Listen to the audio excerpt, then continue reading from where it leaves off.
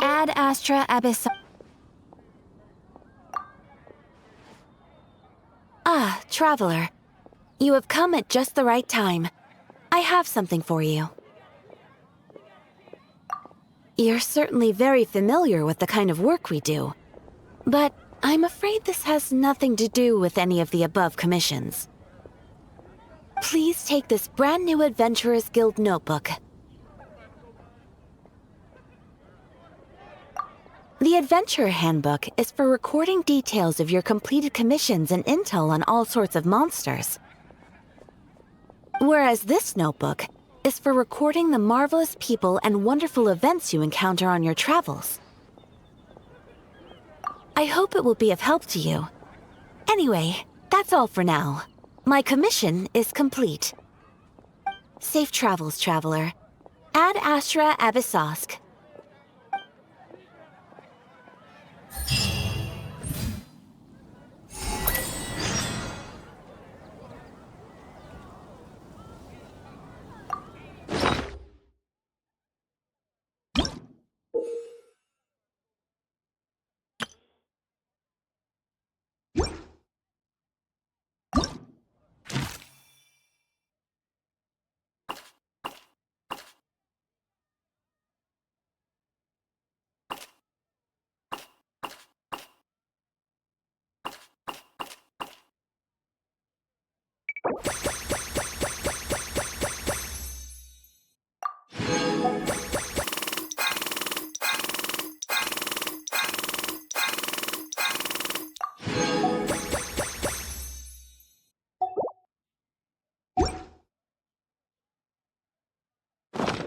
I got a new letter from an informant. Looks like the situation has changed again.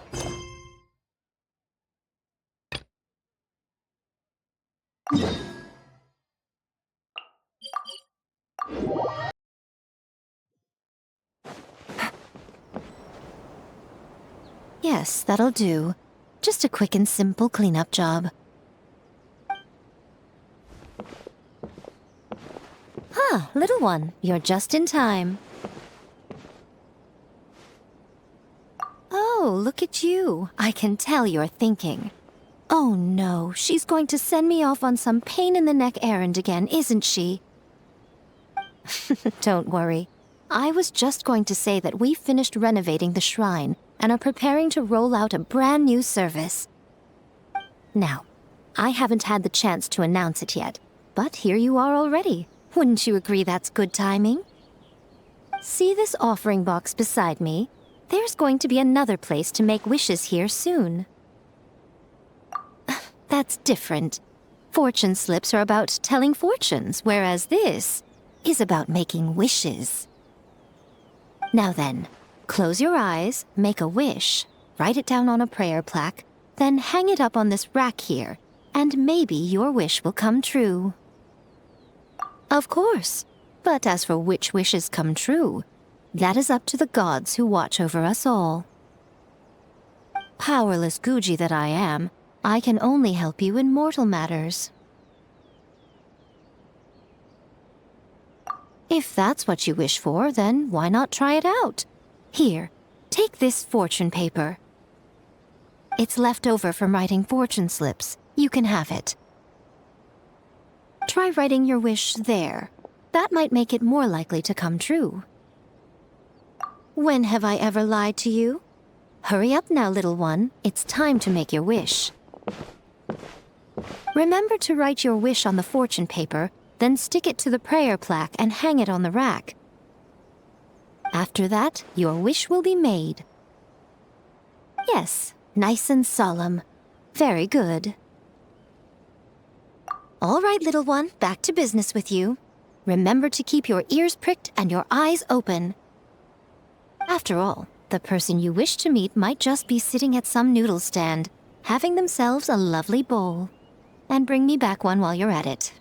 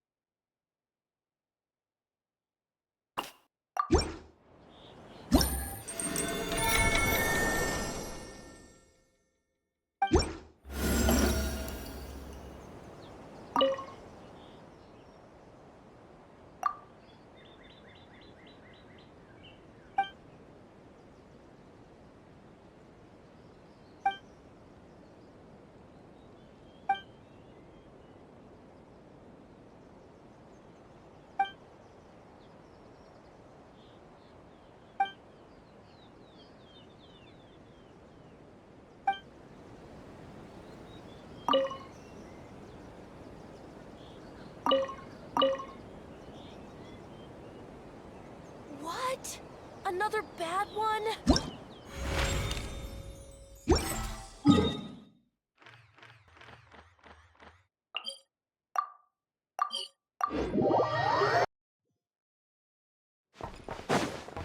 Take it easy.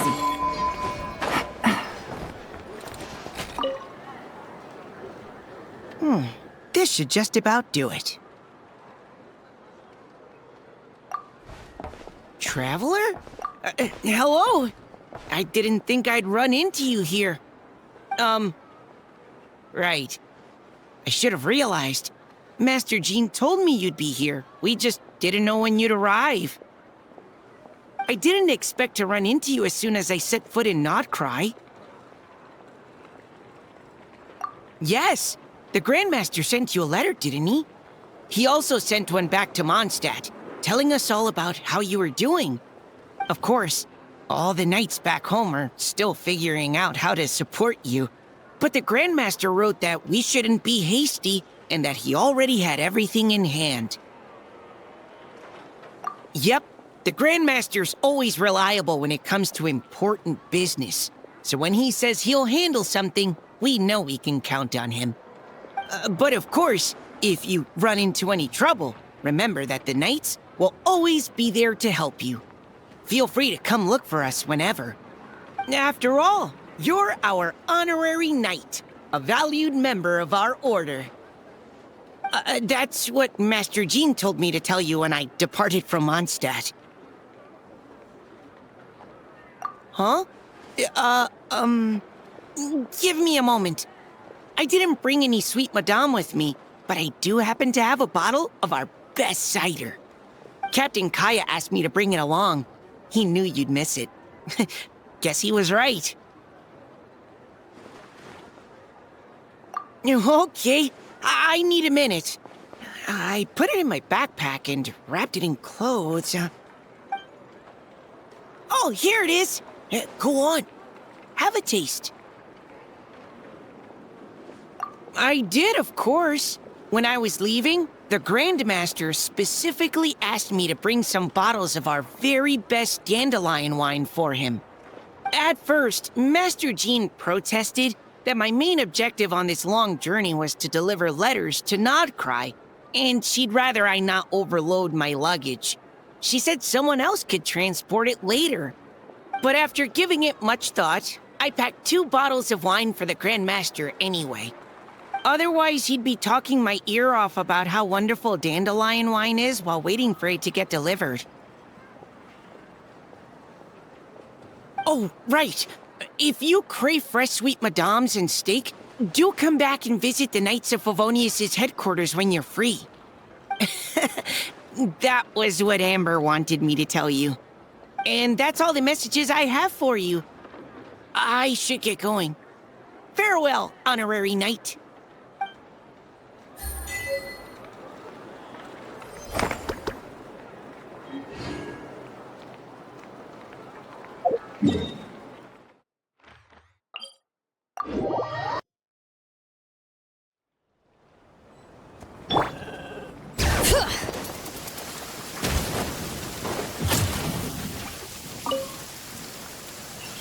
Repairs complete. It was just an old circuit, nothing serious. Such remarkable efficiency, Miss Ineffa. If it weren't for you, this streetlight would have had me stumped. If it had proven beyond fixing, I may have had to take my own lantern and hang it in its place. Aino previously proposed a solution. She said she could train the Ratniki so they'd have the basic knowledge to perform simple tasks, like repairing circuits. That way, you wouldn't need to inform Aino every time a streetlight goes out and then wait in the dark until I arrive to repair it. Yes and no. Strictly speaking, maintaining the brightness of the lights has been their traditional role. Before the use of Kuvaki became widespread, the streetlights were powered by regular oil. Back then, people were needed to light and extinguish the flames. Because of how dangerous said streets were at night, the Ratniki took on this role. They already carried lanterns, in any case, and were adept at using them while fighting. But as I'm sure you've already noticed, the current streetlights are powered by Kuvaki. and it's not so easy to light or extinguish them using traditional means. Because of this, whenever a light goes out nowadays, all I can do is stand here helplessly and wait for a professional to come along and solve the problem. Aino organized an engineering seminar, but all the Ratniki made excuses to leave halfway through. They said things like, "I have an urgent task," or "I need to go on patrol," or "It's time for me to make a report." I didn't leave. It is, after all, disrespectful to the host to leave a seminar early. True, but the biscuits you brought were too much of a distraction for Aino. She stopped teaching completely. And then I was so busy trying to stop her from eating that I could not take over the seminar. So please, the next time you attend a class of any kind, don't bring anything sweet that might attract Aino's attention. And don't bring any toys either. I promise I won't. Please say it in full. The last time you promised not to bring anything sweet, you brought a toy, and Aino was completely unable to continue. I promise I won't bring anything sweet, any toys, or anything else that might unduly divert Miss Aino's attention. That's better. I'll notify you when she next holds an engineering class. For now, I have to pick some laka berries for her. Goodbye. Traveler, do you know of anything else besides sweet treats, toys, and small fluffy animals that might keep Miss Aino quiet for a while? Half an hour shall suffice. A companion? Oh, that is inspired. Perhaps I should ask Miss Nefer if she can send Miss Jahoda to accompany me. Naturally. The only reason I wish to ask Miss Jahoda to attend is that if I am to swim in the great ocean of knowledge, I'd very much like someone else to enjoy Miss Aino's educational ablutions. Considering the strength of Miss Jahoda's relationship with the two of you, I believe she would be the perfect candidate to go with me.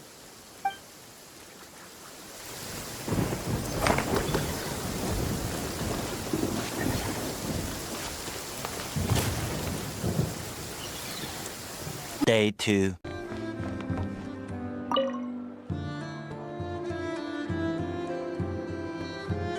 Huh? That's not the price we agreed on. What do you think you're playing at? Dear Miss Jahoda, if you manage to return the object of your next commission intact, then I assure you your reward will be paid in full. It wasn't my fault. How was I supposed to know a bunch of monsters were gonna jump me out of nowhere and knock me into that river? Might I also ask that you don't spread so much misinformation to our clients when you're escorting them in the future? I wasn't spreading misinformation. Most of what I said was based firmly on the truth. The master bandit who has stolen from every town and village in Nodcry. That was just me trying to sound cool. No one told me the client was from the Fontaine Guards. She wouldn't stop questioning me the whole way. That woman takes herself too seriously. No sense of humor at all. I can't believe she asked the guild to revoke my membership. The fixer who protects all of Nasha Town.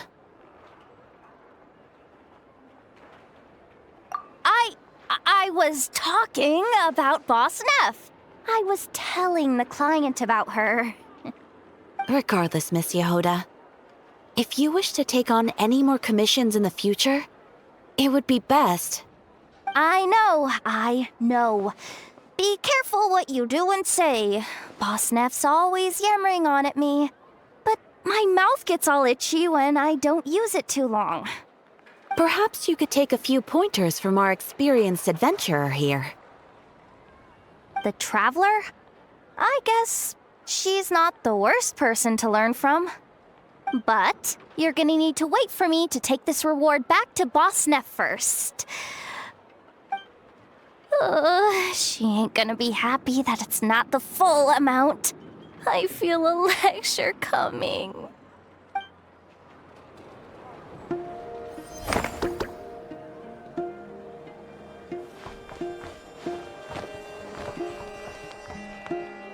stay asleep.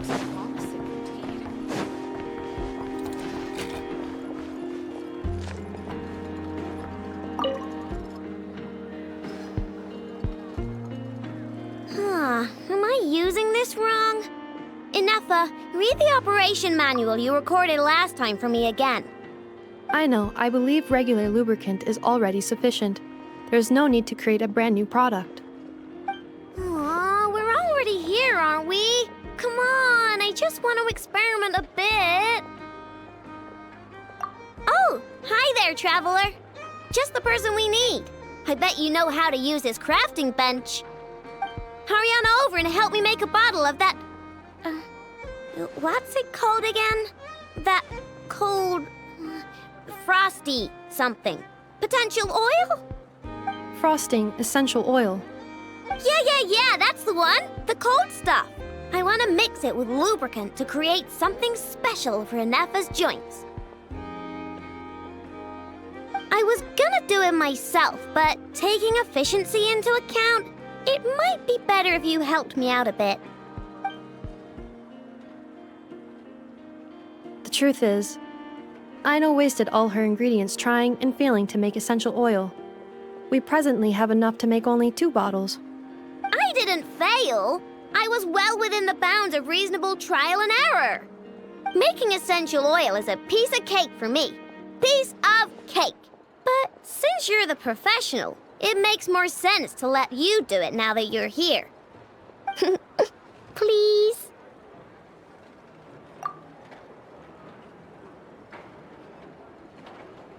Wow, you really are a professional! Come on, Ineffa, let's head back and mix up some lubricant. Trust me, this new lubricant is gonna solve your overheating issues. Easy peasy. All right, Aino, but my internal components are not actually overheating while I'm operational. Well, it doesn't hurt to be prepared. Thanks for the help. I only need 1 bottle, though, so you keep the other one. Anyway, it's time we were going. Stop by and play when you have some free time.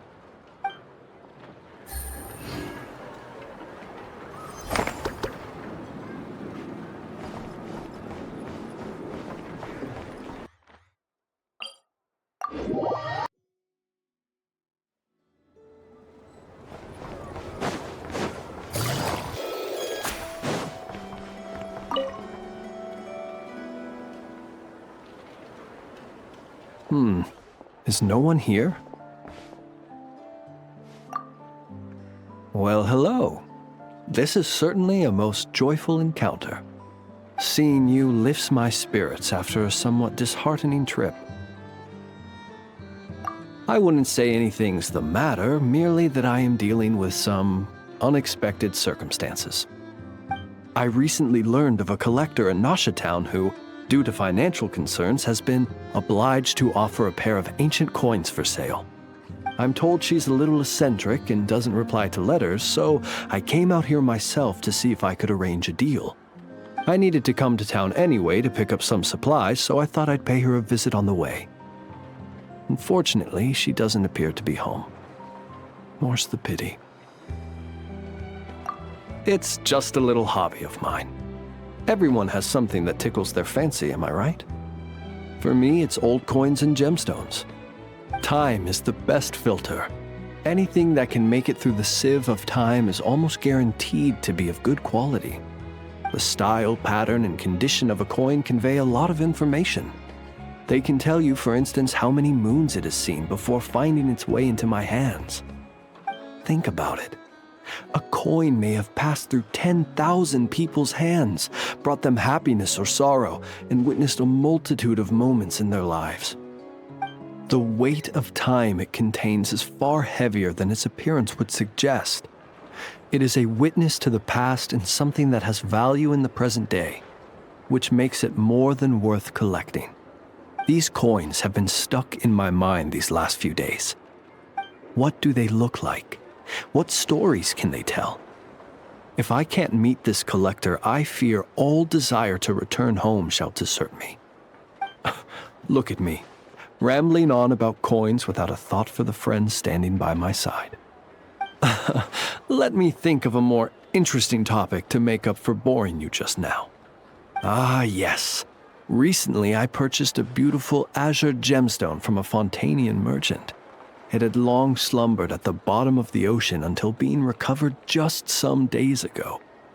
I was told it was once embedded in the sword of a champion duelist at the court of Fontaine, while another story claims it was a pirate crew's prized treasure. That's exactly what I thought. Whenever a merchant starts waxing lyrical and weaving tales, it's usually a sign that they don't have faith in their wares. Fortunately, I'm very good at appraising a gemstone's true worth, even if its owner hasn't the faintest idea what they're holding. Please, allow me to invite you to my residence once more. I have a feeling you'll appreciate the gem itself, and you may well find my valuation of it quite interesting too. I'll be waiting for you.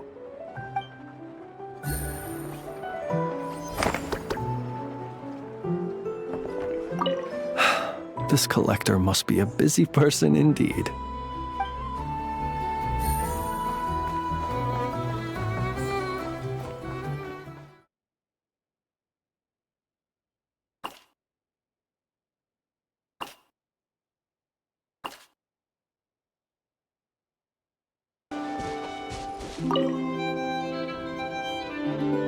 Hello there, traveler. Fancy running into you here. I was just out patrolling the area, cleaning up a spot of wild hunt unpleasantness. And now here you are. This is quite a ways from town, and the area's teeming with monsters and the wild hunt. If you need me to escort you back, I'd be more than happy to oblige. Ah, I see. In that case, I'd better not distract you. Well said. And I have witnessed your skills already. But it would be rude not to make the offer, having found you alone in the wilderness. Anyway, I'd best be going. If you do find yourself in need of help, you know where to find me. I'll always be ready to answer when you come knocking on my door.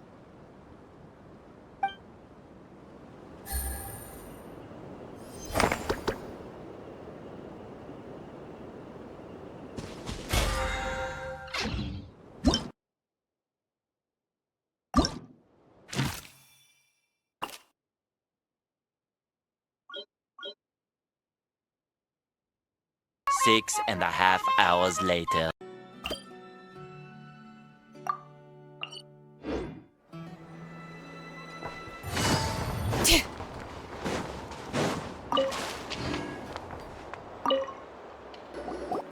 Huh? Isn't it Skirk?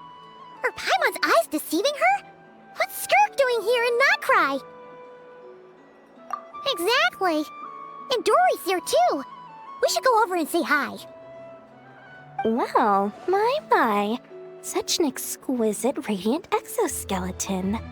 Come, let me take a closer look, so I can make sure to offer you a fair price. Please, take a seat and rest a while. If you have anything you'd like to eat or drink, I'd be more than happy to... Let's not waste time. Just tell me how much you're offering. Of course. Just a moment. Remarkable. Not so much as a scratch. Even the very best bounty hunters would struggle to retrieve a radiant exoskeleton of such quality. Skirk! Dory! What are you two doing here?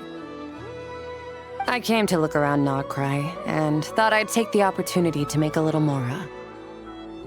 What's this? My most valued customer is already acquainted with my most valued customer? Is Paimon hearing things? Or did you just say most valued customer twice? Naturally, my most valued customers are equally valued, so you both receive my most effusive enthusiasm. Please, rest here a moment while I work the price out. You've gotten stronger. It seems you haven't neglected your training since we last met.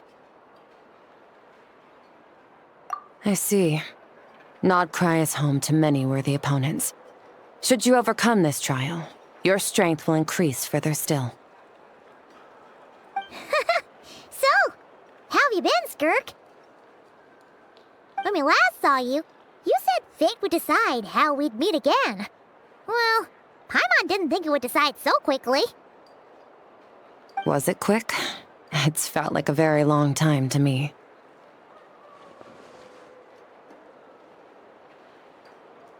My life will experience little change until a true turning point arrives. But as for you, you are at a pivotal point in your journey. Have care. Victory and defeat are seldom long-lived. Excuse me, dear customer. After careful consideration, I'm prepared to offer you 6 million mora for these radiant exoskeletons. I assure you that this is the fairest possible price. While you might be able to sell a single item for 700,000 or so, when it comes to buying in bulk... I'll take half of that in cash. I won't be staying long, so there's no point carrying around more money than I need. As for the other half, give it to these two in the form of food or supplies. You should have plenty of both in your stores. Of course. I can see my most valued customers enjoy a very close relationship. Here's your mora. Please, do stop by again.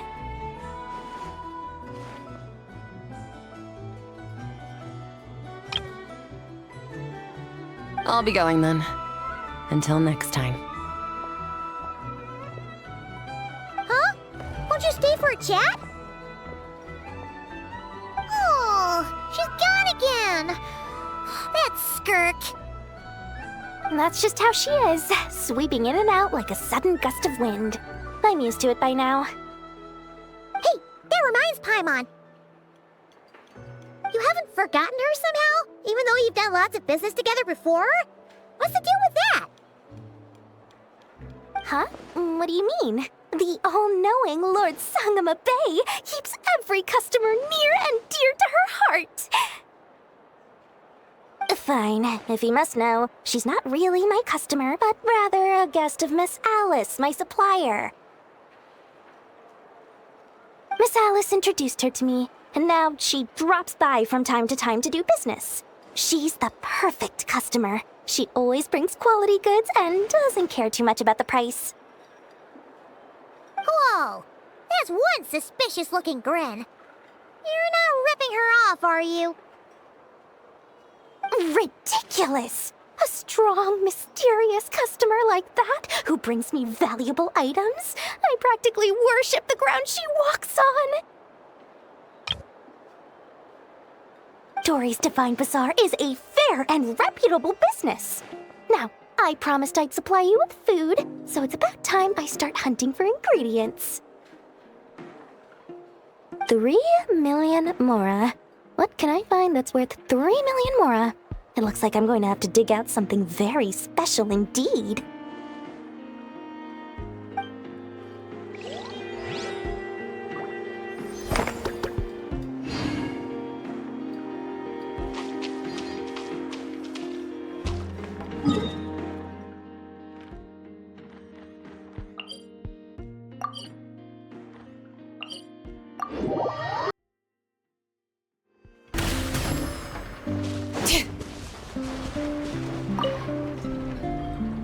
How's the little deer, Ineffa? Its wounds are beginning to heal. Condition? Stable. So, that dog's medicine worked after all. Is it still in pain? Pain is unavoidable. However, it will surely recover soon. Okay, Ineffa. Next up, make us some cakes. Oh, and crown gakes too. I bet it's gonna be starving when it wakes up. You are speaking on your behalf, Aino, not the deer's. But rest assured, I have a recipe for animal food, which I will prepare shortly. You cannot consume food meant for animals, Aino. Hey, I wasn't thinking about stealing a sick deer's lunch, okay? We are. We encountered this deer under a cliff. It appeared to have fallen to the bottom of the cliff and it was badly injured. Therefore, we brought it to a town to visit a doctor. We also acquired medicine for it. Our current plan is to care for the deer until its wounds heal. Afterwards, we will bring it to a nearby forest before returning it to its herd.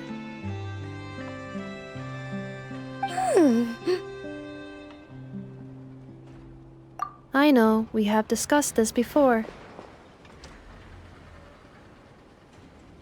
I can take care of it! I'll get up early to feed it. Heck, I'll even brush its fur! The previous time you got up early to feed it, you hugged it and fell back asleep. Both you and the deer only finished half of your breakfast portions. Well, that was that's... When you were brushing its fur yesterday, you played ball with it, successfully distributing its fur to every corner of the room. And it clogged my vacuum cleaner when I tried to clean it up.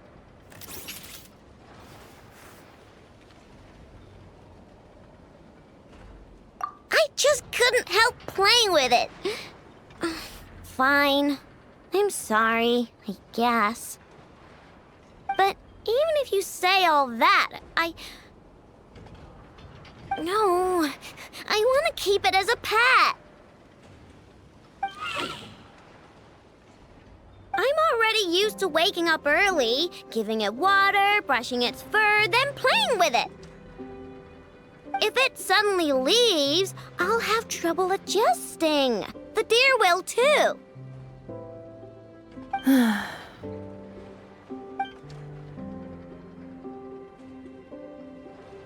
Look, even the deer doesn't want to go. I am incapable of understanding deer speech, Aino. Well, just look at it. Haven't you heard actions speak louder than words? It loves me this much. If only the deer could talk.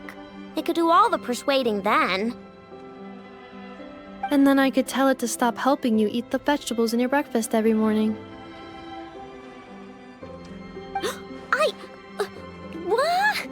Ineffa, how'd you know?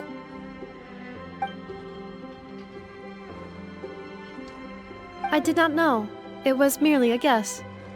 You have proven it correct. Ugh, you're such a big, sneaky, lying meanie, Ineffa. Tomorrow morning, I will supervise both of you as you take your breakfast.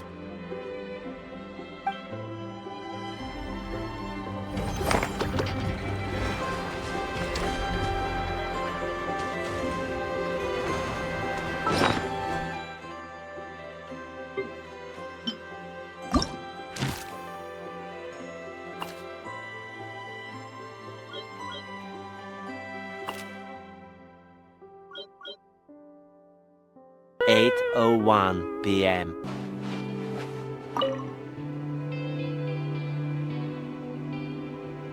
Did it really go this way? I don't see it anywhere. Ugh, I'm so tired, I can barely take another step. But if I don't find it, Boss Neff's gonna be real miffed. Ugh, stupid cat!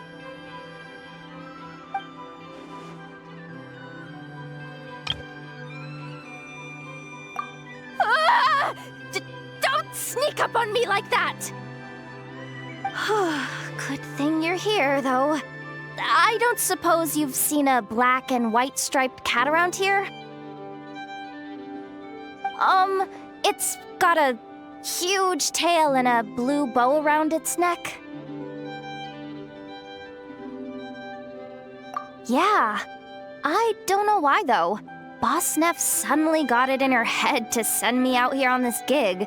Said I needed to pay close attention to my surroundings. I told her if she wanted to find a cat, she could just put up a commission at the guild. They're always running around helping people find stuff. But she insisted I go looking myself. I've been wandering around here all day without spotting so much as a strand of fur. If I go back empty-handed, Boss Neff's probably gonna scold me. Ugh, what am I doing yammering away? I need to get back to searching for that blasted cat. Hey, Furball! Where are you?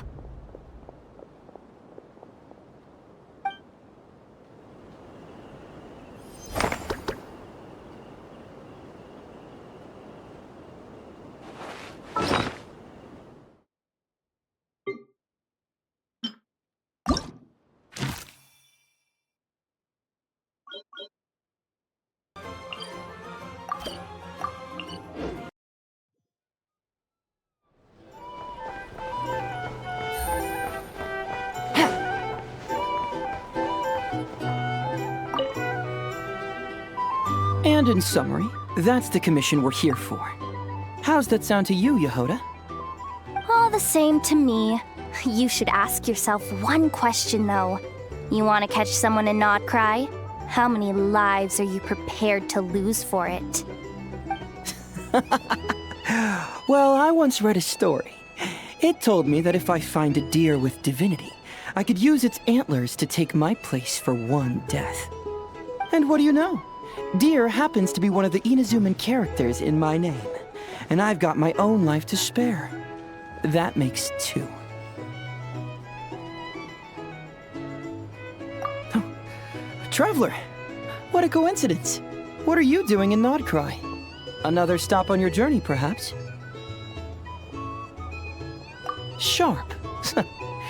I'm here in pursuit of a fugitive who fled Inazuma. He's racked up a real rap sheet, and he's always trying to flee further and further abroad. A few months ago, we received intel that he was hiding out in Nodcry and had joined a band of bandits. He soon returned to his usual MO, that is to say, robbing homes and raiding caravans.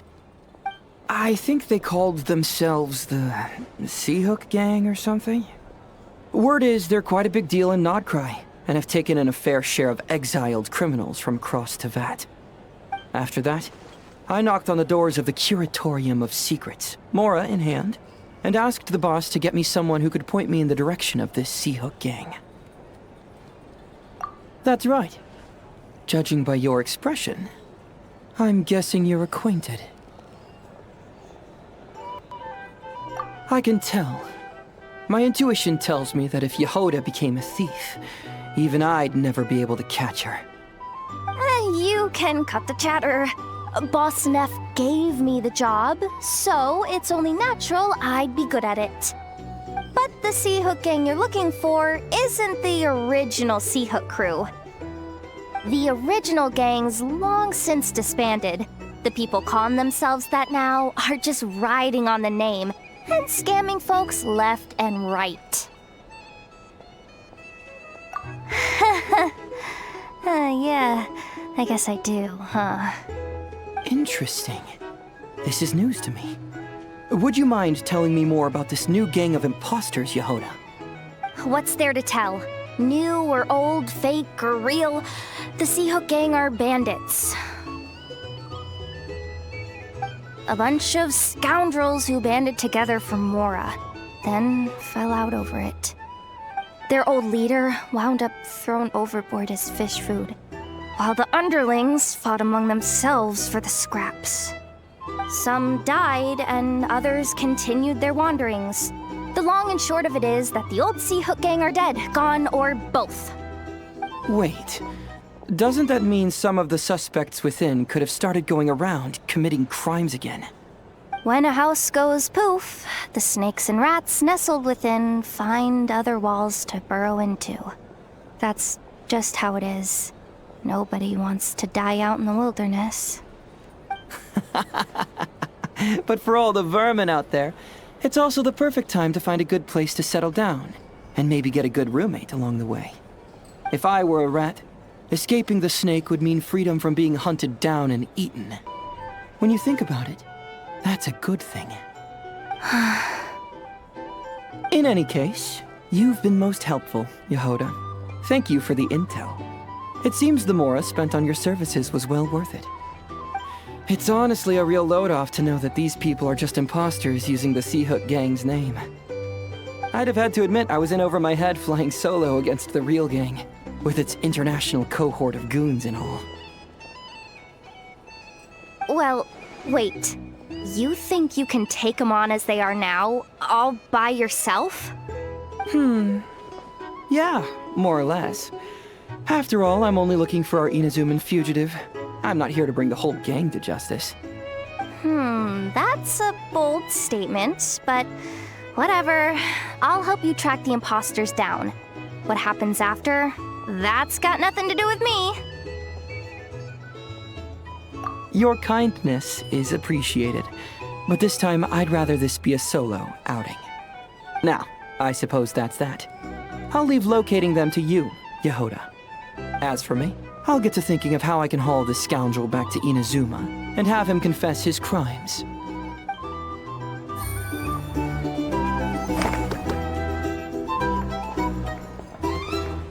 Something that'd get even the toughest gangster to spill his secrets most eagerly. Okay. You're weirding me out.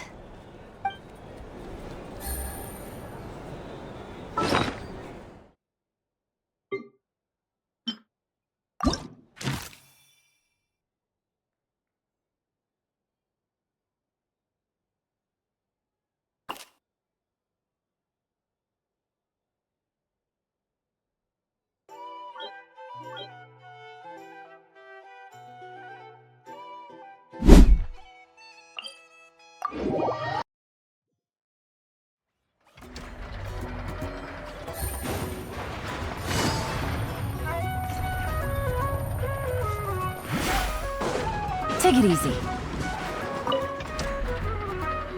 Little dearie, you gotta eat your breakfast, or you're never gonna grow up big and strong.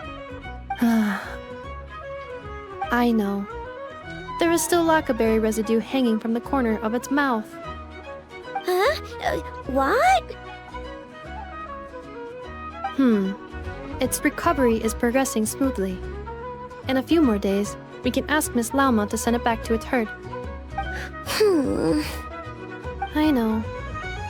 I am sure you know that it deserves to go back home instead of staying with us.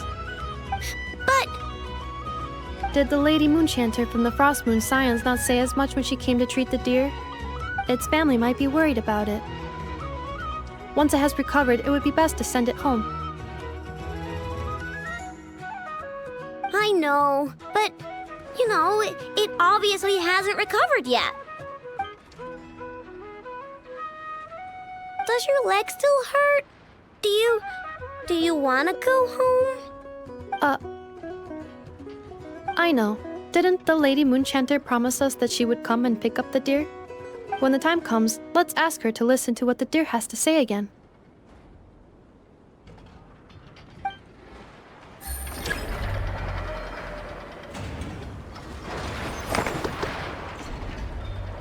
I know. Didn't the Lady Moonchanter promise us that she would come and pick up the deer? When the time comes, let's ask her to listen to what the deer has to say again.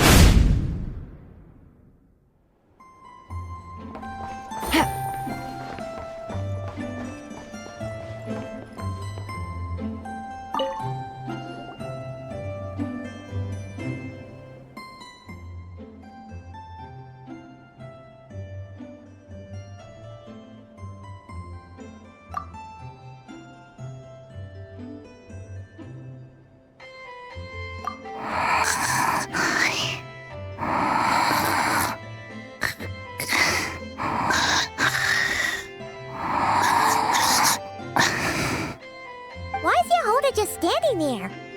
And she's... asleep? Hey, what's going on here? Paimon feels like it's a bad idea for us to leave. Maybe we should ask Aino for help. Keyword detected. Meditative state suspended. Whoa! You gave Paimon a fright! No.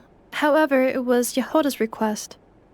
She asked me for a detailed analysis of the steps required to meditate and to mentor her as she practiced relieving her stress. Jahoda's so stressed that she's gotta meditate to cope with it all? I do not know. However, Jahoda said she has been suffering from insomnia for a while and was willing to try any solution she could. First, I let her stand in my kitchen, close her eyes, and focus on the fragrance of crumb cakes. By stimulating her olfactory module, I believe there would be a decrease in activity in her cognitive module. It successfully stimulated her appetite. She consumed the finished crumb cakes with incredible efficiency. Unfortunately, she consumed too many and proved unable to sleep that night. That's normal. We're not robots like you, after all. The more we smell food, the more we want to eat it. That is indeed true. Afterwards, I try to have her perform intense mental or physical exercises before bed. For example, cutting lumber, jogging, doing push-ups, boxing, and so on. Her body should have been able to enter sleep mode more easily following such sizable expenditures of energy. It did not. She finished half her exercises, realized she had an unfinished commission, and so rushed off to complete it. After she returned, she crouched down in a corner, hugging her knees, and said, I was so tired from all that training. My legs gave out while guiding my clients through the ruins. I basically crawled the whole way. If Boss Neff finds out, I'm dead meat. Following this, she was once more unable to sleep. In the end, we decided to give meditation another try. Boss Neff. No, wasn't me. Didn't steal your tea. Ugh. Seems like the meditation was pretty effective. Jahoda's fast asleep. I do not think Jahoda's sleep is related to her meditation. First of all, the meditation steps I analyzed are not suitable for her. The goal of meditation is to enter a deep state of tranquility, which can be used to enhance self-awareness. For an ordinary person, this deep state is close to dozing. For me, this would be closer to a low-power standby mode, where one cuts power to certain components. That said, were we to shut down some of Jahoda's components, I believe it would pose a threat to her personal safety. So, meditation wasn't supposed to work, but Jahoda fell asleep anyway? Could she have been so tired that she just passed out? In truth, I do not understand either. All I can do is tell you what happened before. When Jahoda lay down and tried to fall asleep through meditation, she suddenly said to me, "Don't run off too far, or I might get ambushed in my sleep. And then I'd be dead meat." I answered her, "Very well, I will remain here by your side." After that, like I do with Aino every night, I held Jahoda's hand as she slept. After a while, she did, indeed, fall asleep. Dummy robot. This is something I did myself.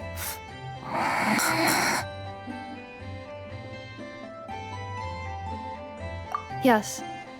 And if either of you need help sleeping, please consult me at any time. However, do note that I can only hold 2 hands at once. Oh, by the way, I have leftover crumb kaki bolts from the batch I made earlier. I gave one to Jahoda. You can have the other. Goodbye. I hope you have sweet dreams tonight.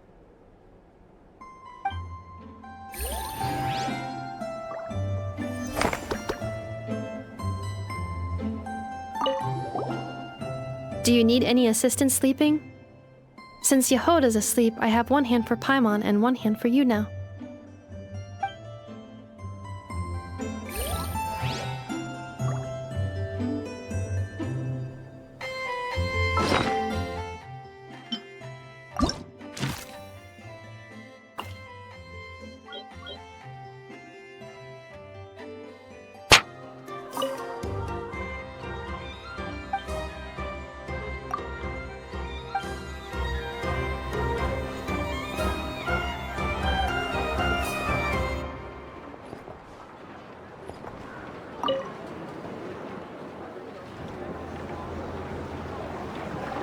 Thank you for remembering my request, Master Tarno.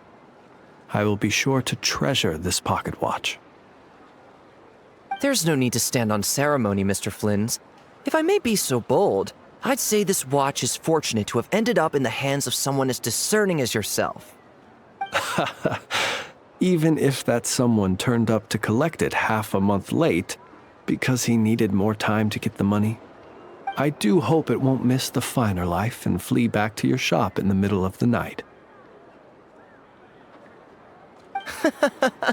Such a wonderful sense of humor.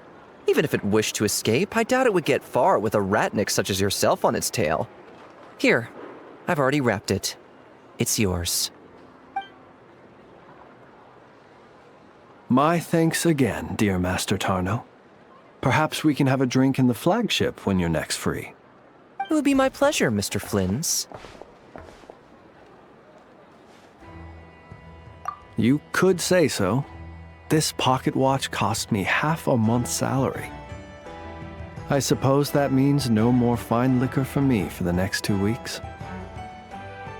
In that case, I should paraphrase Master Tarno just now and say, my pleasure, Miss Traveler. I look forward to your invitation.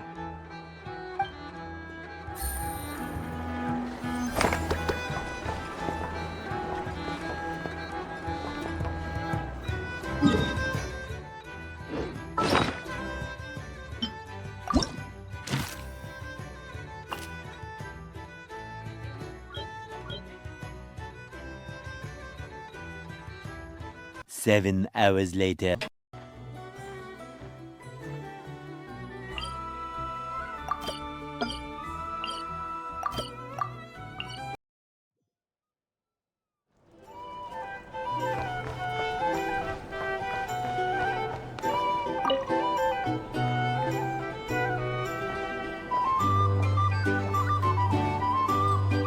Hey, if it isn't the Traveler!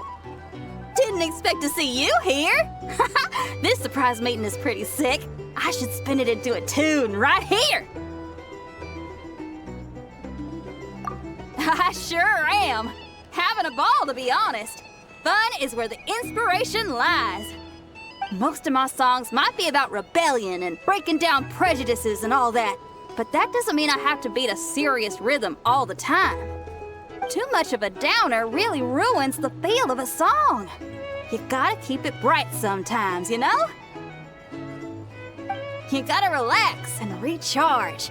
That way, you'll be ready to kill it when it's time to perform.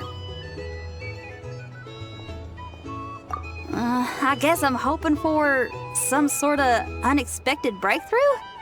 I've been so focused on writing new material, but everything I come up with feels old and stale.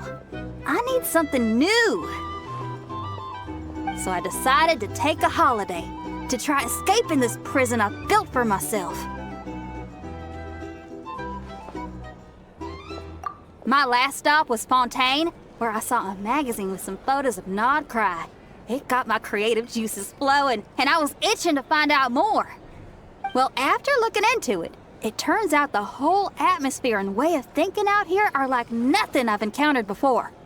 There's some group called the Frost Moon Scions who lean into some pretty far-out instrumentation. So I was thinking, maybe I could take some inspiration from the local folk scene and incorporate it into my own music. Sure! I want to try adding a few flutes and keys, plus some of the more out-there melodic phrasing. Obviously, I can't just flip genres completely. Still gotta keep the core lyrical and musical themes intact. Anyway, when I got to Nasha Town, I bumped my guitar case on some corrugated iron, and it made this really funky sound. I got this sudden flash of inspiration. I shouldn't just be looking for new instruments to improve my music. I should be trying to enhance my guitar's timbre too.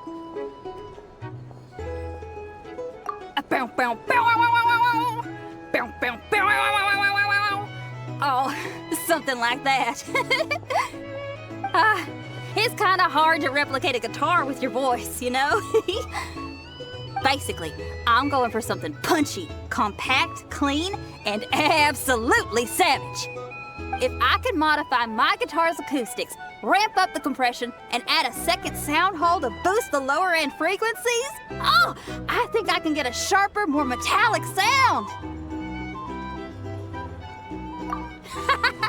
Thanks for the support. Oh man, my motivation's like a double bass drum going at 200 BPM right now. Give me a bit to play around with this and hammer out the kinks. I'll invite you to the official unveiling of my breakthrough sound soon enough.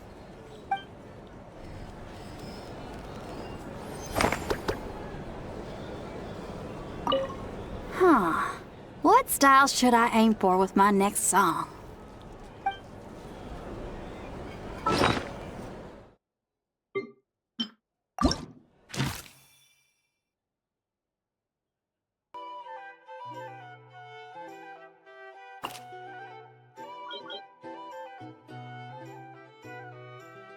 Now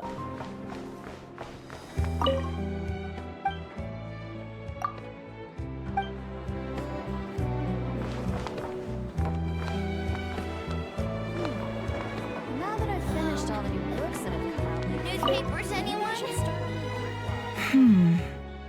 This book looks good. I'll take it. Wrap it up with the 2 from before. As you wish, Miss Neffer, though. And do forgive my forthrightness. The author of those other 2 books really shouldn't be relied on. Even in the Nasha Express, he stands out for how much he likes to run his mouth. Here, look at this. The art of reading others, and then the art of social intercourse. He doesn't even dare use his own name. Don't worry about it. I'm buying them for that young madam I have working at the curatorium. Hopefully, she might learn a thing or 2. Sure, a little light reading won't hurt her. She's so brash and reckless. Why, I can barely send her off on any critical work without feeling ill at ease. Yes, and wouldn't it be interesting to see who's more unreliable? This author or Jahoda? If it turns out to be the latter, well, that would be quite the headache. I'll probably need to encourage her using some other incentive.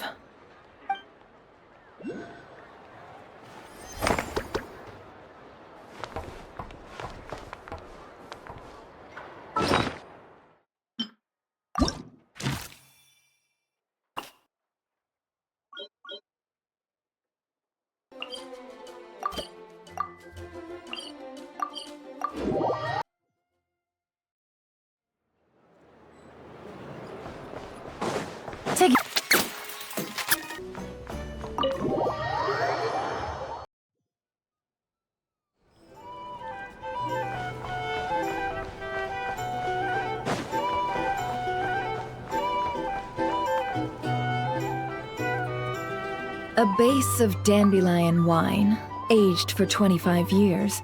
1/7 part bittersweet liqueur, filled halfway with fizzy zaytun peach pop. All 3 of those ingredients are fairly sugary. It'll have a lovely sweet aftertaste, even a little too cloying. A spoonful of salt and half a spoon of powdered summer orchid leaf should cut through the sweetness in a way that's clear but not overpowering. I can imagine it now. A delightfully layered flavor. It's all down to the seasonings you sent me, Lady Neffer. Otherwise, I'd have no idea how to mix up a cocktail that so befits Nodcry. Just a little gift. I'm glad you liked it. I'll be happy to send more when you run out. Many thanks. Though I think 1 taste is enough where these seasonings are concerned. Besides, you sent so much I could hardly finish it by my lonesome. And my colleagues aren't accustomed to these flavors, so I can't even share around. I'm afraid they'll end up sitting on a shelf going to waste. Can't say I'm surprised your colleagues at Liyua's Ministry of Civil Affairs aren't too keen. I wouldn't expect the flavors of Nodcry to be their cup of tea. Though, from what I've seen, might I presume that we've won you over? I wouldn't go that far, though it's not like I dislike the food here. It's good to try new things occasionally. I love your attitude. You'd make a great businesswoman. It would be nice if everyone from the Ministry of Civil Affairs were like you. Come on now, are we going to do this song and dance every time I drop by? Stop fixating on the Ministry. Never mind them. Have you managed to carve out a single foothold in Liyue after all these years? You know what they say over there. A journey of 1,000 miles begins with a single step. If I don't test the waters, how will I ever know?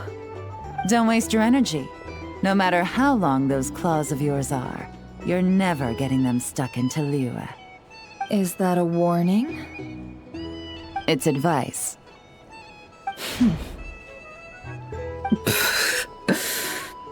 Long claws, you say? I wouldn't think myself so formidable. There's barely a handful of people I have any influence over at all. I can only really think of one young girl who listens to what I say. But she's not the brightest. And I spend more time looking after her than getting any help. Oh, really? Then I guess that painter who fishes in Dihua Marsh, and that apprentice who makes tofu in Qingsa Village, and that guy who wants to work at Wanmin Restaurant. All these people who mysteriously appeared in Liyue. I guess you have no idea who they are? Many people pass through Liyue Harbor every day. Far too many to count. How could I possibly know every last one of these enigmatic nobodies? Though I must say, your memory is quite impressive. Your colleagues must sleep easily, knowing they have you to lean on. Why, thank you. Though with you around, nothing is ever easy. I can only say that there's never a boring day. Is that so? Surely your workload has lightened now that you're far from the Ministry? If you've got time for another drink, I'd be more than happy to mix you one. Here's to a relaxing day for us both.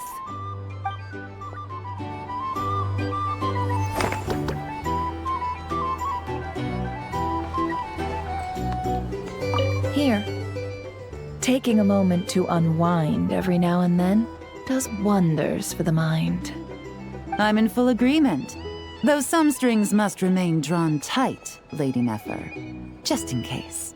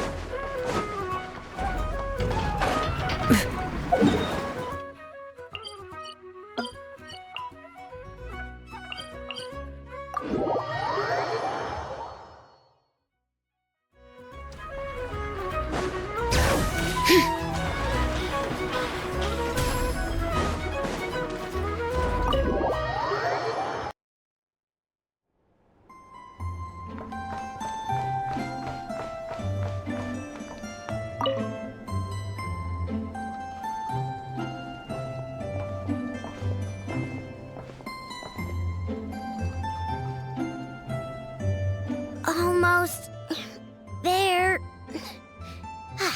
That should do it. Once Ineffa wakes up, I'm treating myself to 3 whole slices of cake.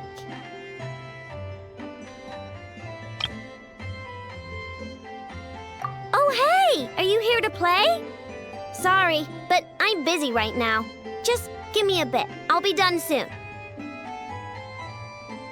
Ineffa's fine, by the way. Just undergoing some routine maintenance. But a few days ago, Jahoda called her an unfunny, dum-dum, metal-faced lunkhead. Right before starting her maintenance, she asked me if I could upgrade her sense of humor.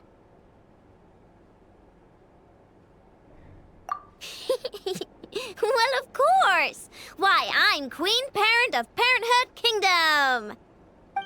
Okay, I'm going to activate her. Ineffa, wake up! Time to get out of bed! Good morning, Aino. Good morning, Traveler. Aino, have you managed to upgrade my sense of humor?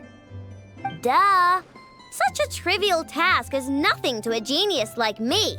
Now, time to do some testing to see if the upgrades resulted in any hiccups. Ineffa, can you add more sugar to my crumb cakes? Please respond to me in a way that is humorous. I cannot. The more sugar I put into a crumb cake, the less sugar the crumb cake will have. What? The more sugar I put into a crumb cake, the more prone Aino will be to toothaches. The more toothaches she has, the less sugar she can consume. The less sugar she can consume, the less sugar I can add to the crumb cakes. Therefore, the more sugar I put into a crumb cake, the less sugar the crumb cake will have.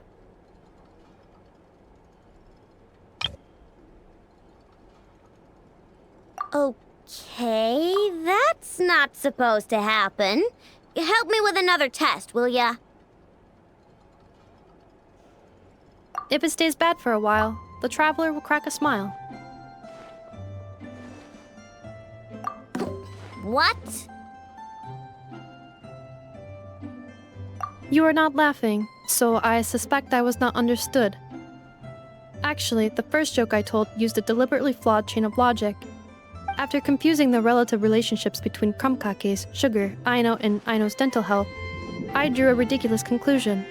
That the more sugar I put into a crumb cake, the less sugar the crumb cake will have. For the second joke, I used a rhyme scheme between the similar sounding phrases, bad for a while and crack a smile, to express humor. Okay, well, the jokes are funny, but the punchlines don't work if they aren't explained. Yes. However, according to my database queries, such statements are considered humorous due to their chaotic structure and lack of direct causal relationships. Such chaotic sentences serve as a form of guidepost, while the humor lies in the explanation that follows. Oh! Huh. Interesting. Ineffa, write some of these chaotic jokes down. We'll get Jahoda to be our guinea pig. Traveler, why are you covering your face? You got a toothache? Have you gone on a sugar binge too? Huh? What's wrong? Don't tell me you're getting sick or something. Ineffa, go make her something warm. Understood. Maybe she ate too many hara fruit, a type of plant from Sumeru. Huh? What do those have to do with any of this? Because eating them can make you feel horrifyingly cold.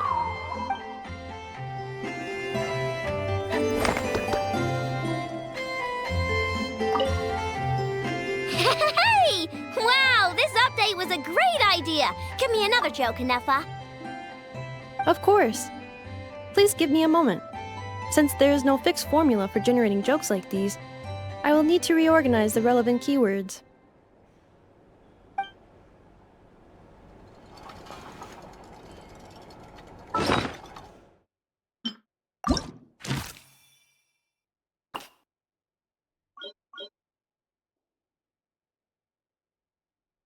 Tomorrow.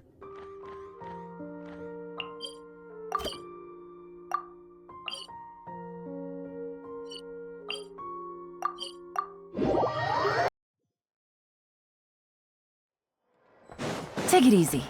Hup.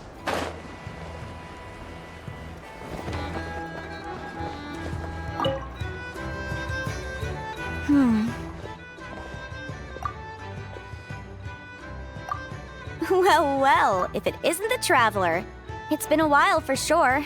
Didn't expect to see you and not cry.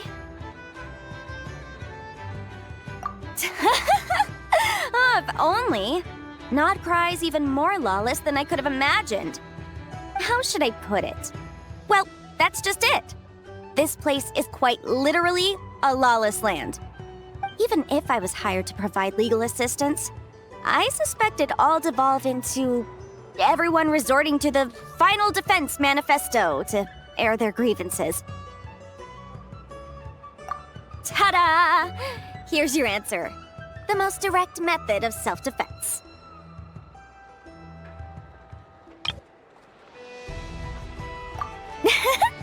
Okay, enough of that.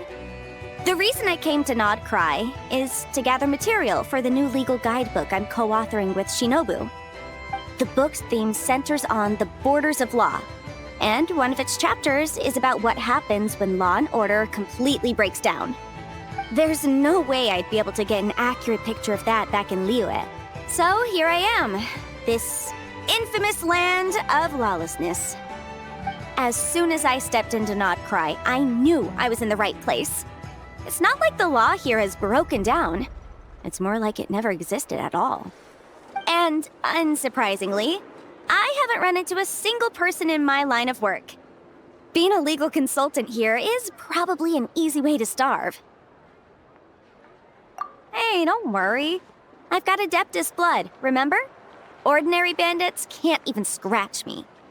In fact, I'm kind of waiting for someone to come and accost me. Then I can drag them aside and interview them on how they survive in such a hostile place.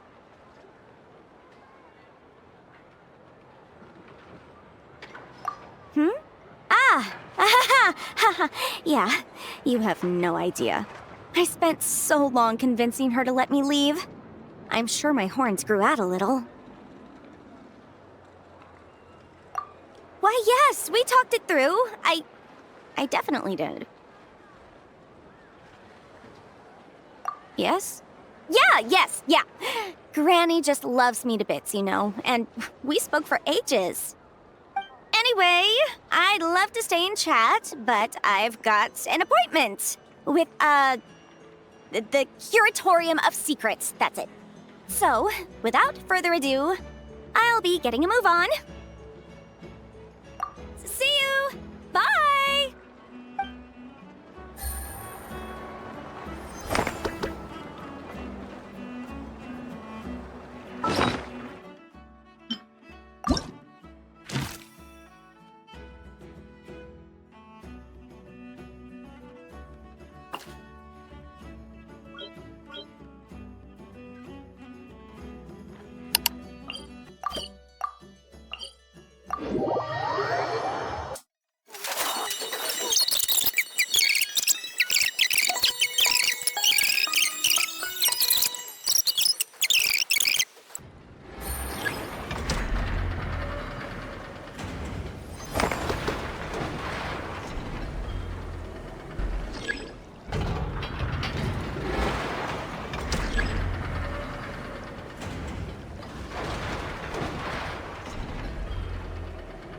One eternity later.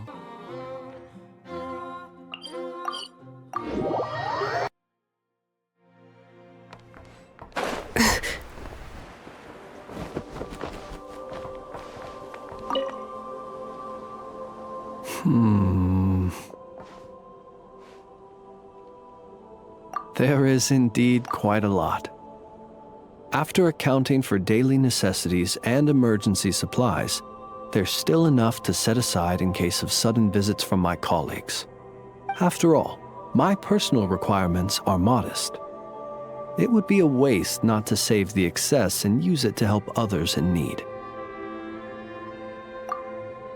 Lamp oil, candles, leather, paper, and pens.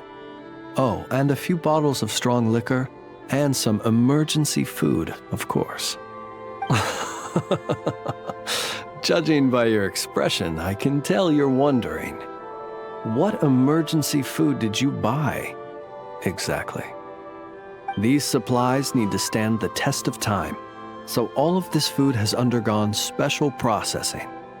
I assure you, unless you're on the brink of starvation, you don't want to try it. The cured meat, for example, is as tough as tree bark, and the biscuits taste like tossed-out newspaper. Even if you soak them in milk or vegetable soup, the best you could hope for is soggy newspaper. Well, There are times when one has no other choice. I've tried to extract nutrients from this food before. Well, eat might not be the best word to use. I have a somewhat more efficient method. Here, I'll show you. I suppose you could call it cooking with fire.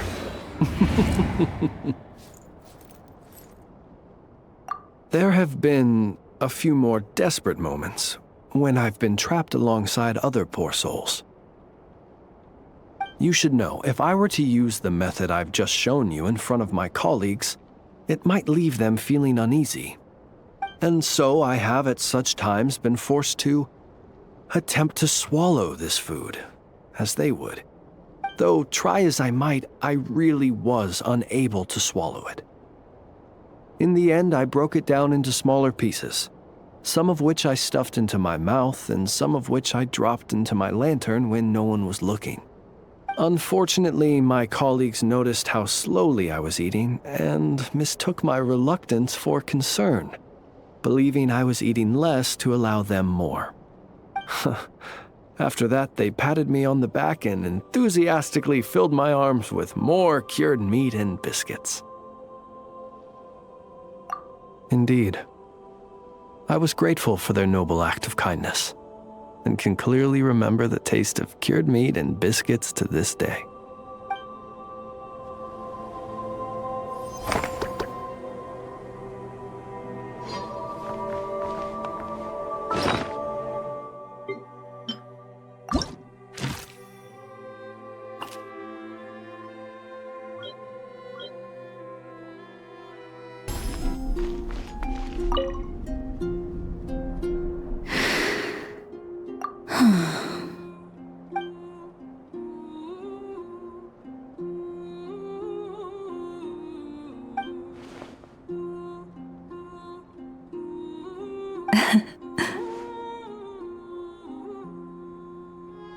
There's no need to apologize. I wasn't sleeping, merely resting my eyes. Besides, this child heard your footsteps and told me of your approach. Animals sense more than we humans. No doubt this is a blessing from the Creator.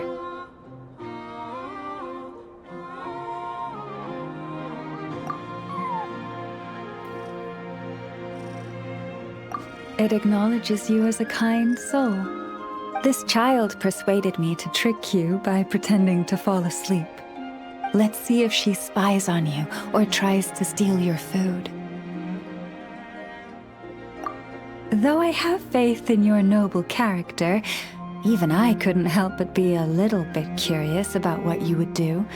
Besides, it seemed harmless enough. Can you forgive us? I think we've upset her. What should we do? How about you knead her hand a little by way of apology?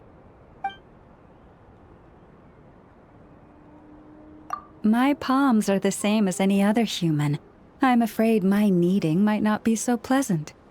But I can bestow upon you my blessing as Moonchanter, and pray that your road ahead is a smooth one. Oh, I completely forgot to ask. What is it that brings you here? So that's how it is. I thank you for your concern. All is well with me. As it so happens, we received a large amount of fresh fruit today. Perhaps you'd like to eat some with me?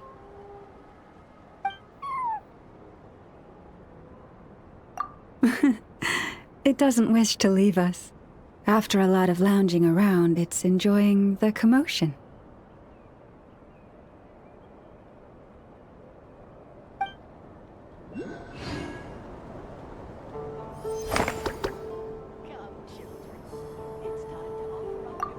May your road ahead be smooth.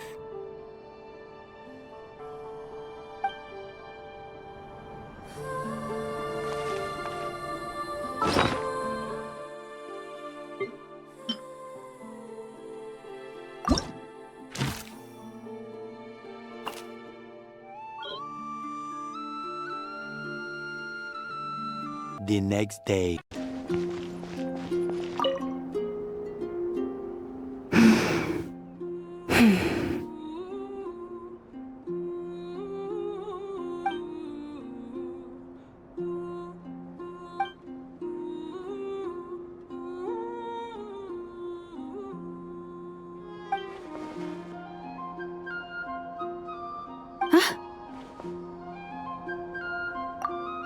It's you, traveler. I trust you're well.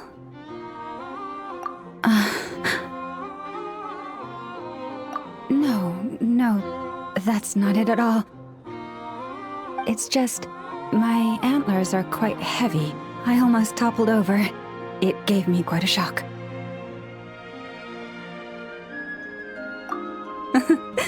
Indeed it does.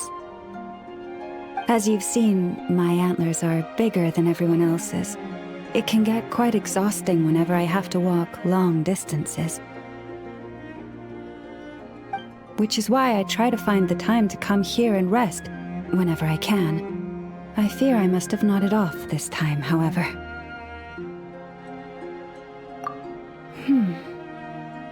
I'm afraid nothing much helps beyond finding somewhere to sit down every now and then and taking a rest. Miss Aino once offered to produce a mechanical device that would help support my neck and antlers.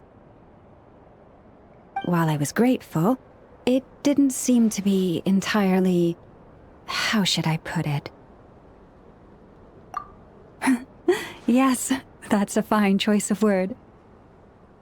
Someone in my role needs to maintain a certain image.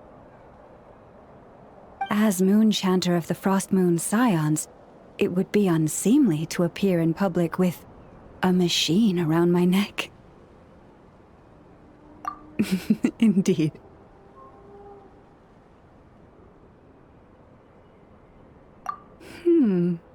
That's actually...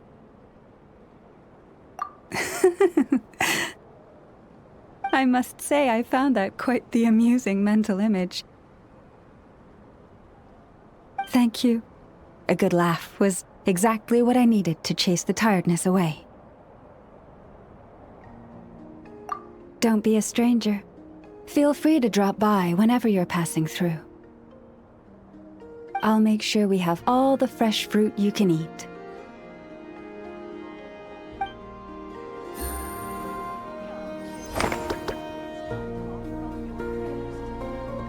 There we go.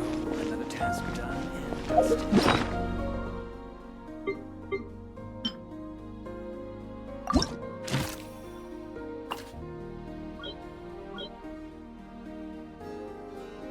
298 frozen patties later.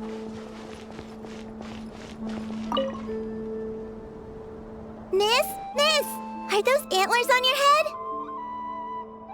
Wow, they look just like deer antlers.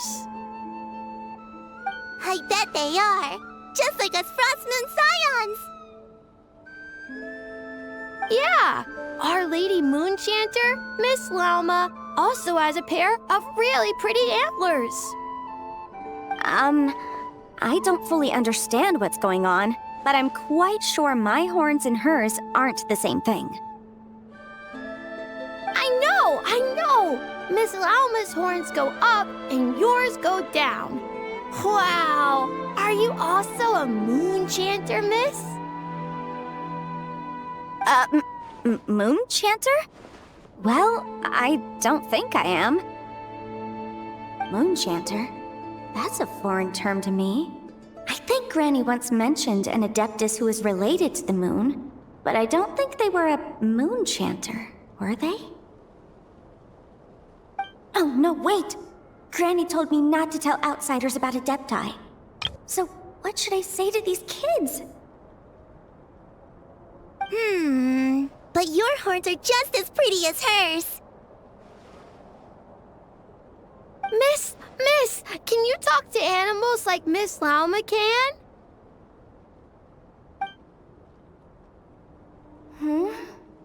Oh, hey, my savior's here.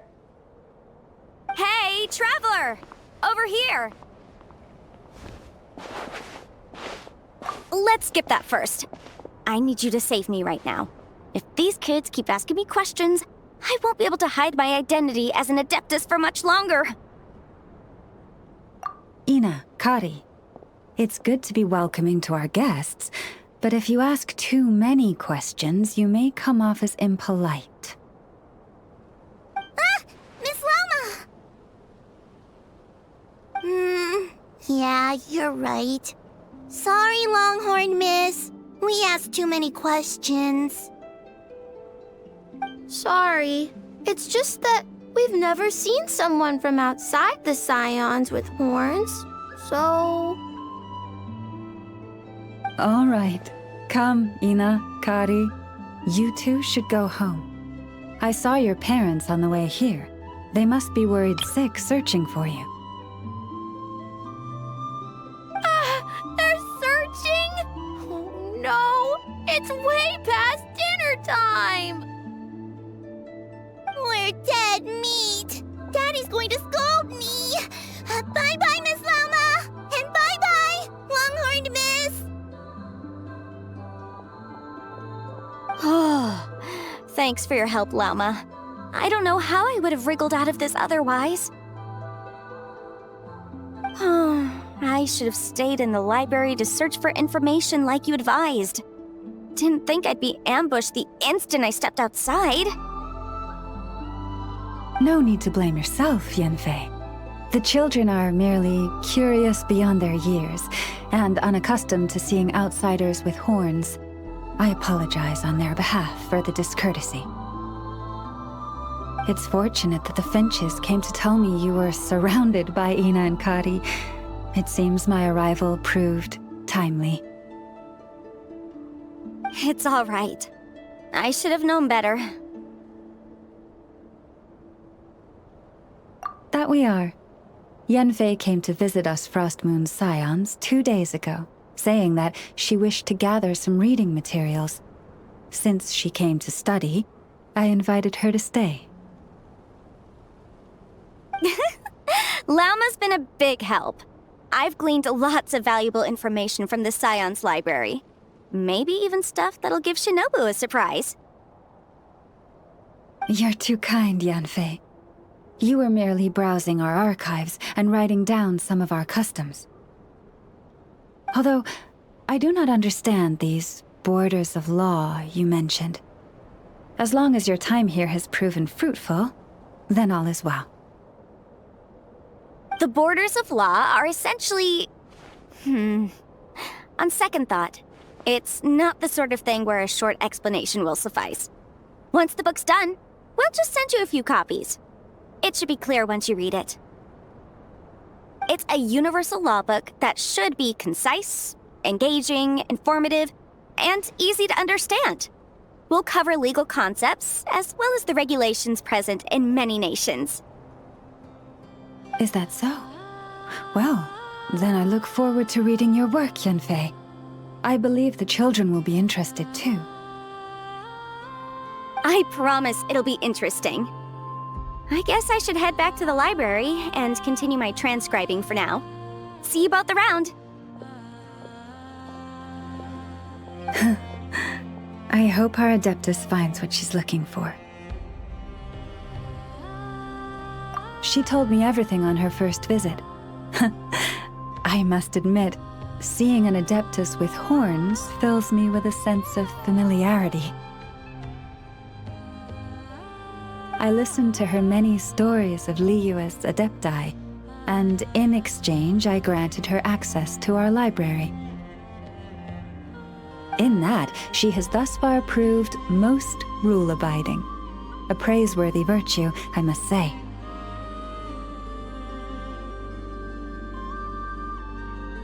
Is that so? Well, that's wonderful. She did mention a certain white horse Adeptus while telling me of Liyue's legends. If memory serves, our books do chronicle a divine envoy who once dwelled on the moon.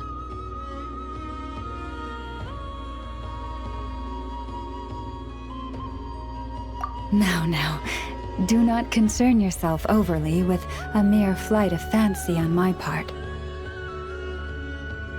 But now that we have broached the subject, far apart though Liyue and Nodcry might be, both have always bathed in the moonlight. I pray that the people of Liyue may also be blessed by the moon, and lead lives of peace and prosperity.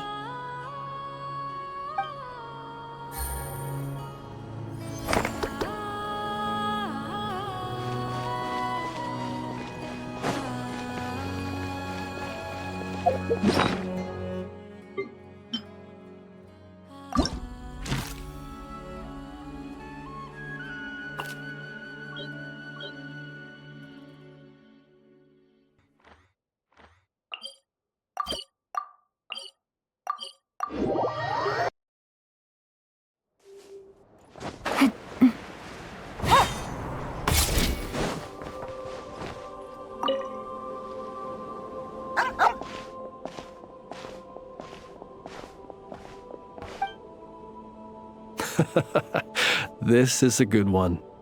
Here, take this meat for yourself.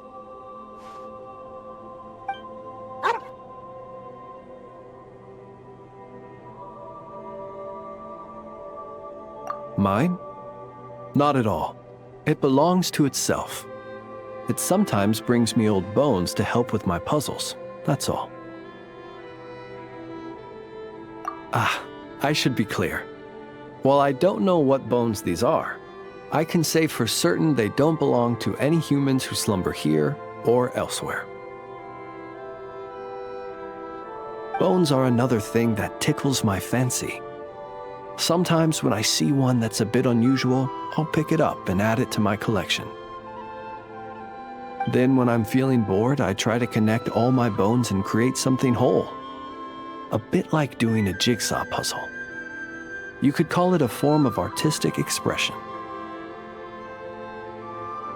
Even though each piece of this bone puzzle picture is unrelated to the next, and indeed they cannot possibly be related,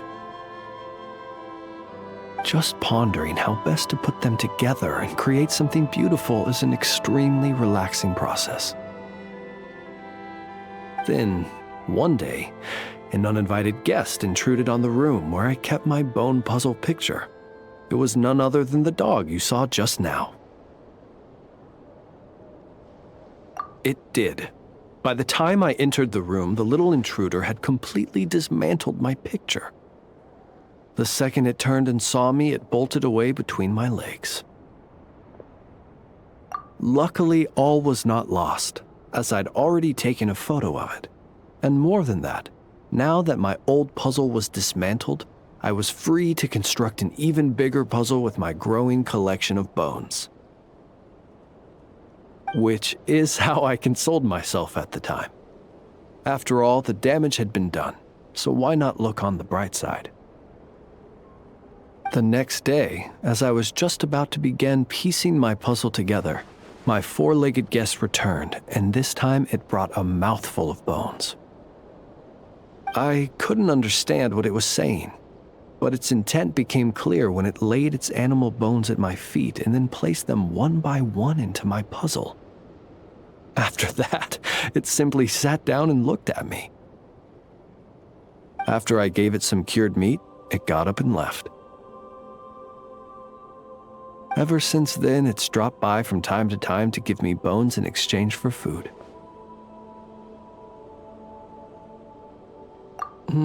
I think you might be viewing this with a little too much sentimentality. It's just a dog looking for food, nothing more. I'm a source of sustenance, and luckily for my canine friend, I happen to be relatively generous. Not that that's a bad thing. I view it more as an assistant under my employ.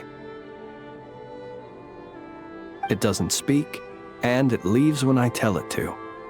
That's pretty much everything you could hope for in an assistant. If you'd like, you can give it some meat. Sometimes it sits and waits by your side, which I think probably means it's still hungry. Perhaps it might be a little more friendly with someone such as yourself.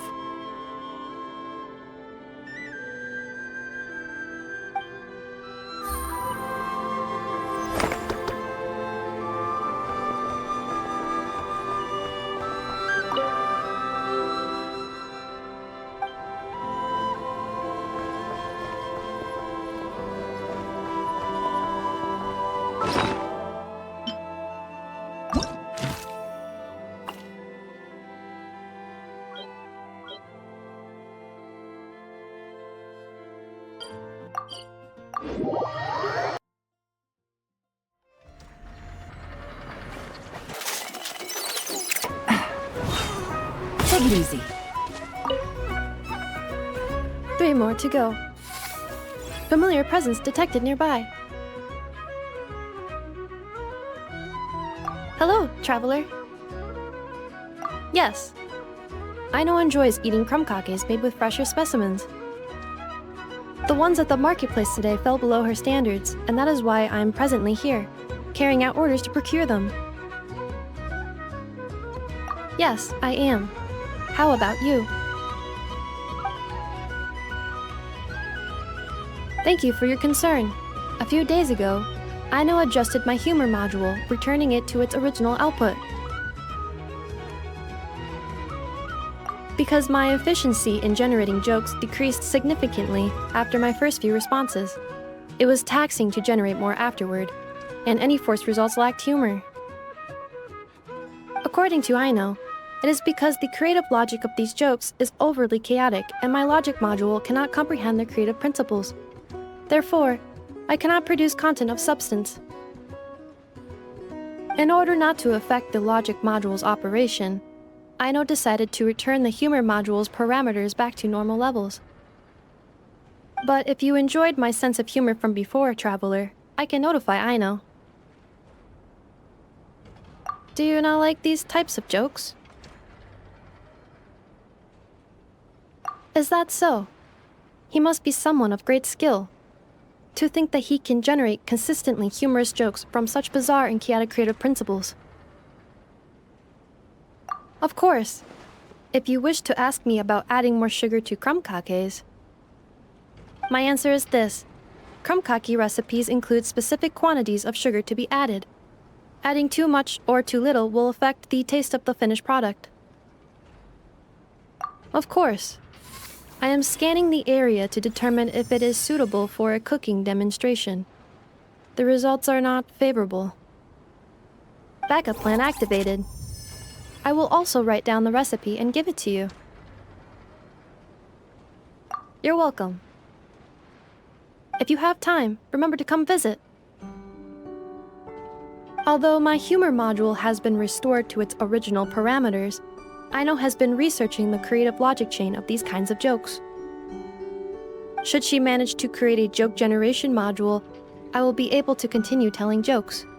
Please look forward to this update, traveler.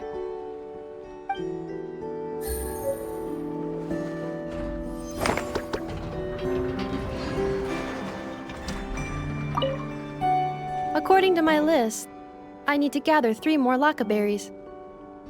Until next time.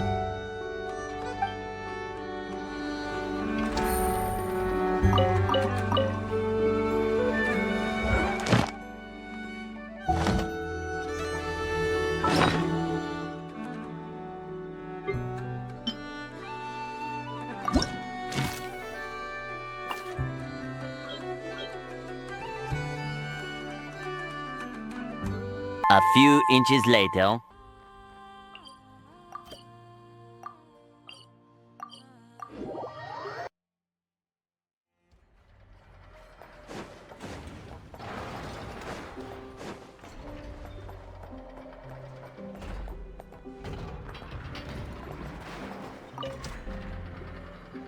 I was just passing through.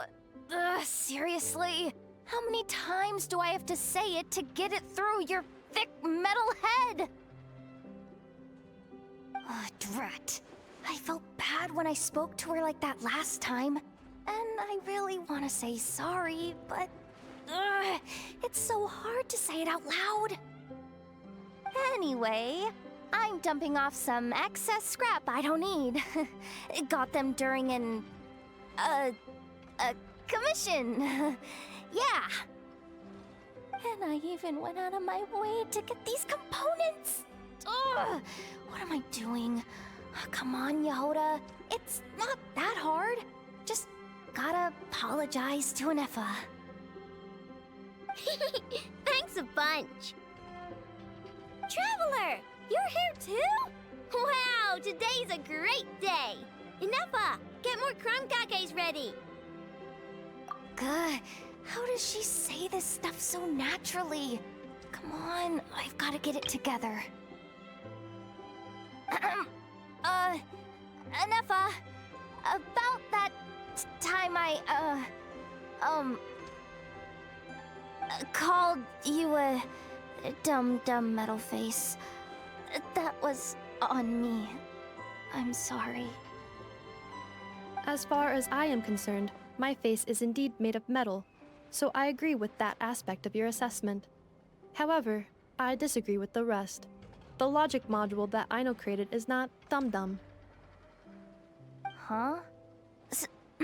So, do you accept my apology or not? You do not need to apologize to me, Jahoda. You should be apologizing to my logic module. It is not a dum-dum, and neither is the one who made it.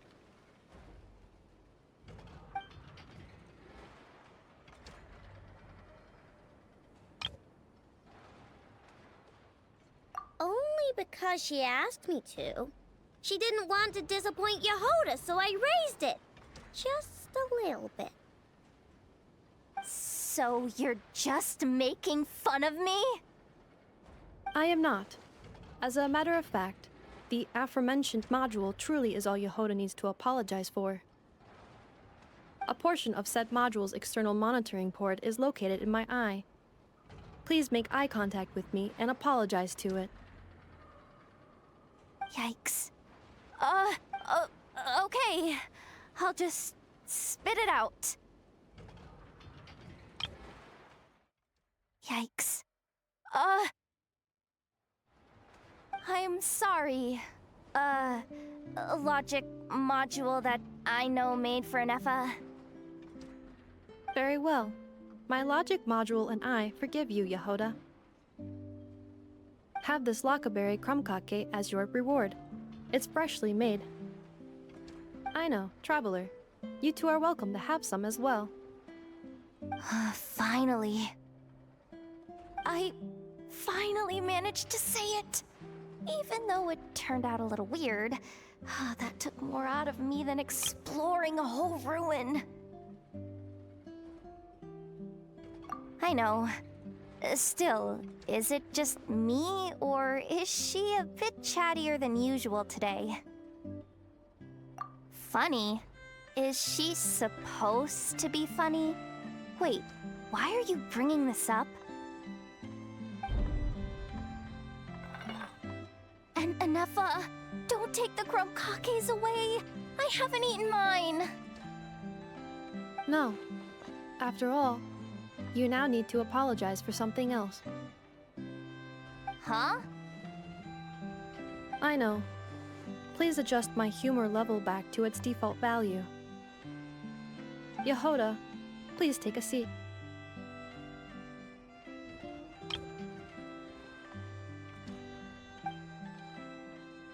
Don't point that vacuum cleaner at me! I know! What the heck's going on? You will not leave until you are amused by my humor.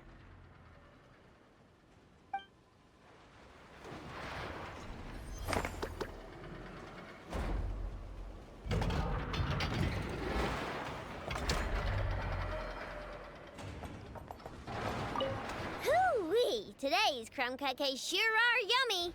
Ineffa's gotten a lot better at cooking, hasn't she? Nah, they'll be fine. They're just like that. Let them work things out. That just means we get to eat their share of the crumb cakes.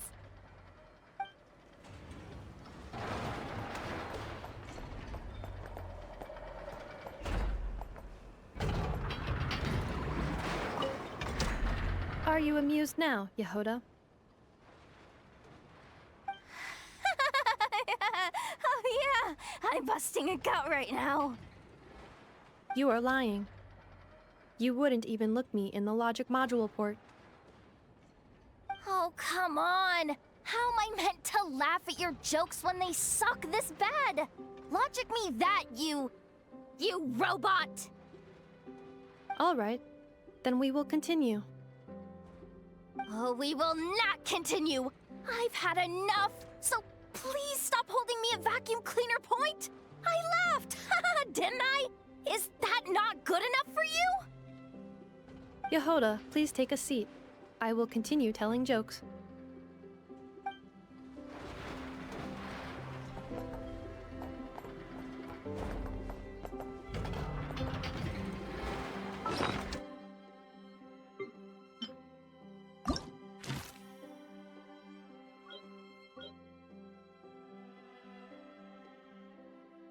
The next day.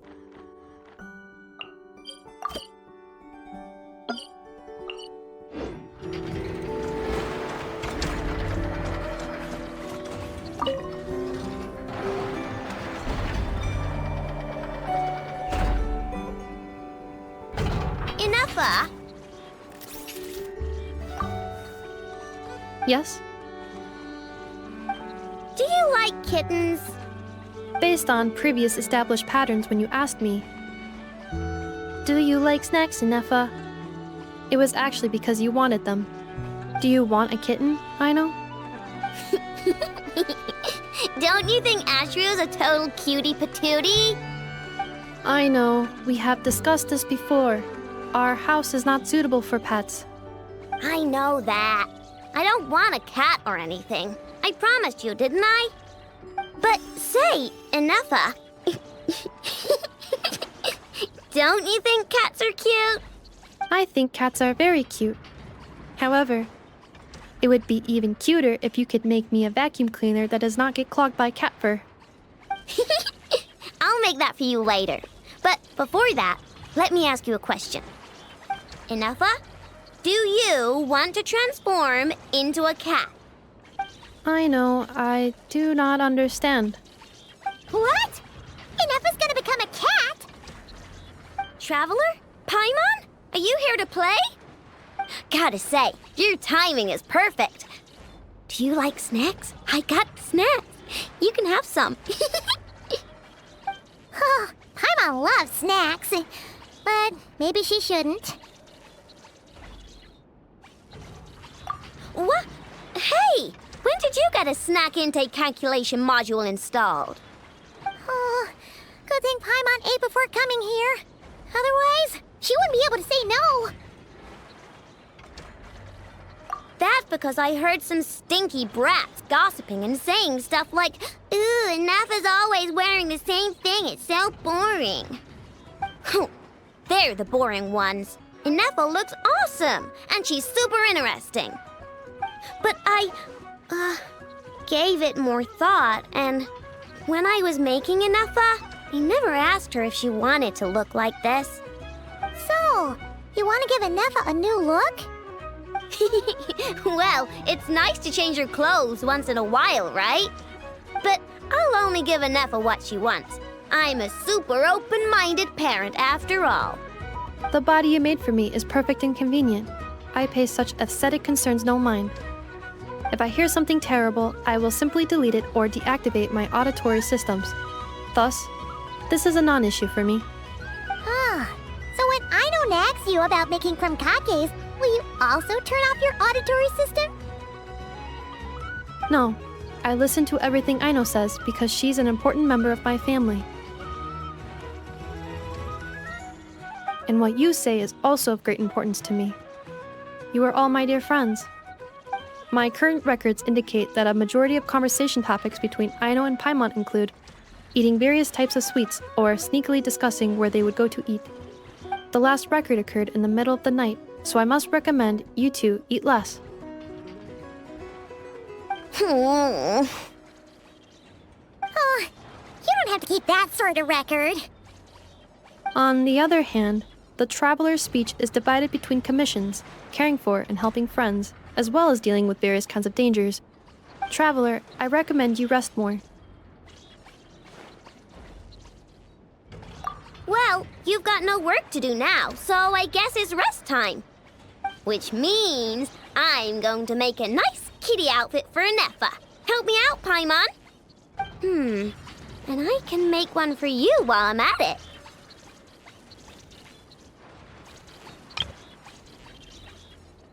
Don't agree on Paimon's behalf. Well, unless it looks good. Then Paimon thinks that wouldn't be so bad. All right, then we're all set. Ineffa, make us some crumbcakes. Once you're done, we'll have your outfit ready.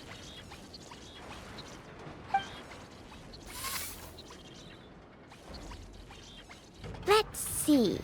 I've got my wrench, my pliers, and my crumbcake bolt. Huh? Why is there a crumbcake bolt here? Ooh, and here, you can have this as a souvenir. It's just something I cobbled together when I was bored.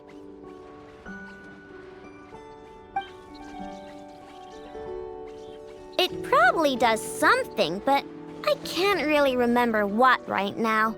I'll tell you if I do, though. The most important thing right now is to make super cute cat outfits for both Ineffa and Paimon.